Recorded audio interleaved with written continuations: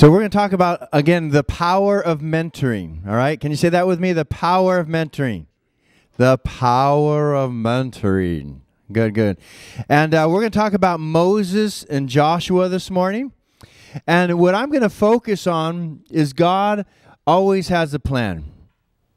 Even though it might be a little bit different than ours, God always has a plan, and it works itself out in spite of us. You with me? And I have a quote from just a very intelligent woman. And it says this, I really like this quote. It says, "In mentoring, we learn a lot about ourselves as well as those we mentor. And it is our responsibility to line up what we know of ourselves with what we do to honor the Lord in the best way we can." And I really love that quote, because that is a big responsibility of a mentor. And there's something in the mentoring aspect where we get to know one another. And as I go on and talk about Joshua and Moses, you can see a relationship beginning to develop. It's a different type of relationship, but one is developing. And when we mentor somebody, or we're being mentored by somebody, we begin to become intertwined in each other's lives and in the plan of God, in the plan of what God's doing in each person's life. You see, Moses was intertwined in Joshua's life. But at the same time, Joshua was intertwined in Moses' life. So they began to, if you will, work together. Now, they had different roles, of course, but they began to work together. And what I want to focus on today is sometimes the plan of God doesn't unfold as the person thinks it should.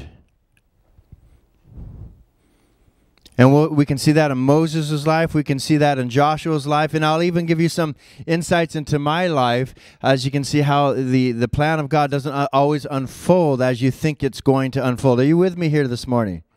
Okay, I just want to make sure. You know, I must admit, I totally forgot about the time change this morning. And I was up till 3 in the morning last night, which is actually 4 in the morning. And then I was just out like a light, and it was really 9:30. I thought it was 8:30, and Julie comes in and she goes, "Are you going to go to church today?" I said, "Of course. I got to preach." She goes, "Well, it's 9:30. I thought I should let you know." Oh, 9:30. Oh my gosh, I wanted to be there to help Crystal out a little bit. Anyway, so I'm just making sure you guys are with me this morning, because I'm trying to be with you. So God's plans always work themselves out. And I'm going to read again this quote from an author unknown. It says, "Great it is to believe the dream as we stand in youth by the starry stream. But a greater thing is to live life through and say at the end, the dream came true." And the reason I like this thing is I'm in a new phase of my life where I'm on the other side. You understand? I've walked through a dream, and I'm on the other side. And now I'm trying to figure out. Moses was on the other side of a dream and destiny, wasn't he? He delivered the people from Egypt. And Joshua was just starting off. Okay? Now, I'm on the other side of what we call the X-treme, which I dreamt up for years and years and lived, every minute and moment of the past 10 years for. And Ramon now, as some of you know, he'll be taking over the church here towards the end of the month. He's beginning to start off on a new journey.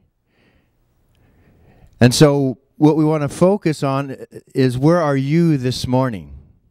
Where are you personally? Are you in a place where you're starting off on a dream, where God's giving you some focus?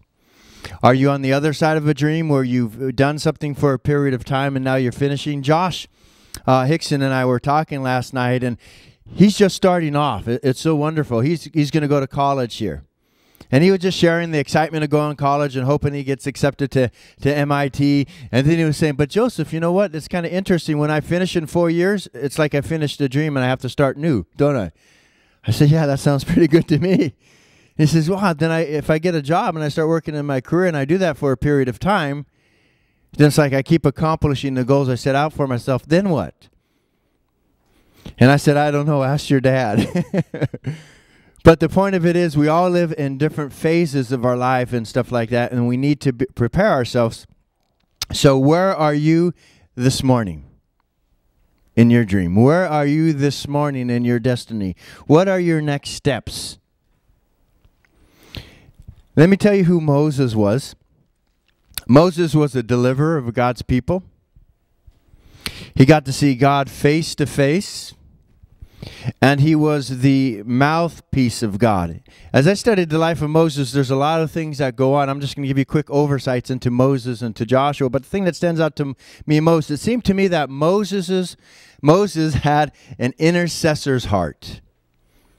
That's what Moses was about. Now, he delivered the children of Israel, but it was from a point of view where he was always in God's face, praying, talking to God, getting instruction. It wasn't like necessarily he was this warrior guy who said, I'm going to take the children of Israel out of Egypt, maybe in the first year of his life, when he started to understand his calling. But by and large, you see him continually going to God, saying, what do you want to do next, God? And God says, hey, I'm going to do a plague. So he goes, okay, and he goes and tells Pharaoh. So he had an intercessor's heart. And his greatest joy, I think, was seeing God face to face. Wouldn't that be amazing?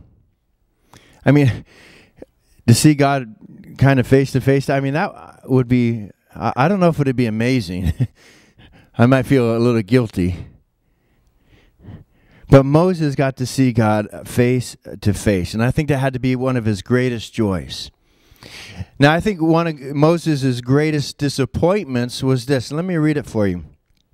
It's in Numbers chapter 20, verse 1 through 12. It said, there was no water for the community. Remember, Moses was leading about 1 million people out of Egypt into the promised land. He was in the wilderness right now, so 1 million people. And the people gathered in opposition to Moses and Aaron. They quarreled with Moses and said, if only we had died when our brothers fell dead before the Lord. Why did you bring the Lord's community into the desert that we and our livestock should die here? Why did you bring us up out of Egypt to this terrible place? It has no grain or figs, grapevines, or pomegranates. Well, that's not exactly what I would call exciting, but they did. And there is no water to drink. Moses and Aaron went from the assembly to the entrance to the tent of the meeting and fell face down, and the glory of the Lord appeared to them. The Lord said to Moses, take the staff, and you and your brother Aaron gather the assembly together. Speak to that rock before their eyes, and it will pour out its water. You will bring water out of the rock for the community so they and their livestock can drink.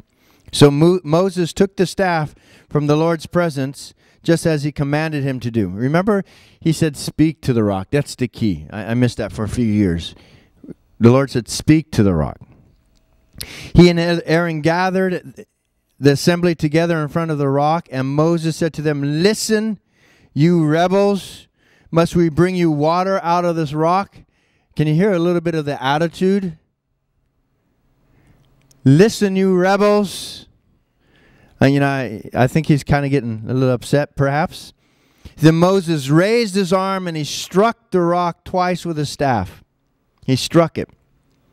Water gushed out, and the community and their livestock drank. But here's his biggest disappointment. But the Lord said to Moses and Aaron, because you did not trust in me enough to honor me as holy in the sight of the Israelites, you will not bring the community into the land I gave them.